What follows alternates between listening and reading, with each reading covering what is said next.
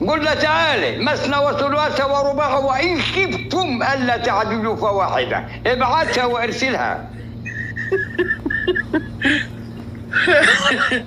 عاوزها طويلة ولا دبة ولا؟ لا والله يا سيادتك انت تكون طويلة ومقلبطة، كنت تخيني، كنت مطيب مربربة كده مربربة. عاوزها مربربة؟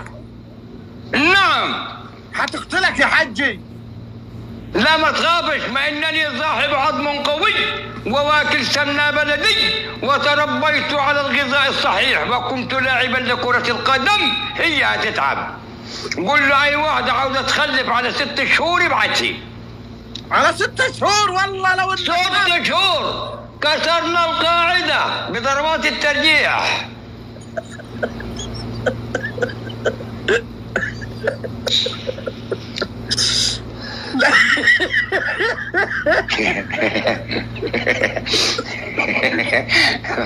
الله يسعد دينك يا حجي. هو انت ماكل ايه الليلة يا حج؟ نعم.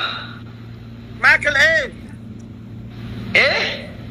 اكلت ايه الليلة عشان انت؟ لا انا حتى الان لم عارف، لو انا اكلت تلقاني بو، انا حتى الان لم ناكل، اني قليل اكل.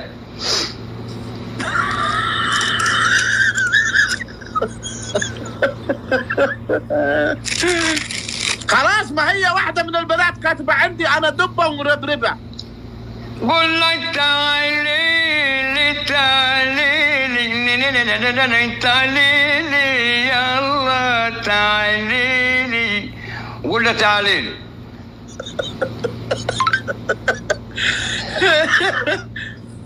خلاص روحي يا بنت. نسويتك وين؟ انت منين يا المور؟ انت منين؟ بس انا من اليمن، بس هي تقول عمرها 25. انت كم عمرك؟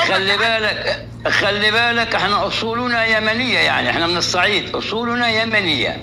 والله والنعم، والله والنعم، 7 أنعام يا ابناء. حبيب قلبي، حبيب قلبي. كنت فين يا سويت؟ كنت فين؟ يلا نلعب يا حجي.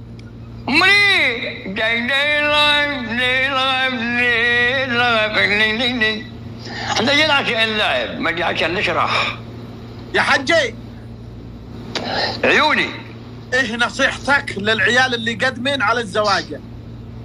اجمل حاجه انك انت اطلقت عليهم كلمه عيال. نعم، طالما عيال يبقى يعال، وطالما يعال اذا لا يصلح للزواج، لان لابيه وامه محتاج، اذا يرفض الزواج.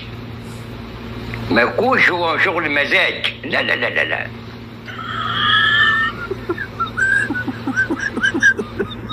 يا حجي لو خيروك تتزوج من اي بلد حتتزوج؟ والله سيادتك لا. انا وخيروني ان اتزوج من المملكة العربية السعودية او اليمن او الاردن او المغرب. ولماذا اخترت هؤلاء؟ هل يوجد فيهن البنات؟ لماذا؟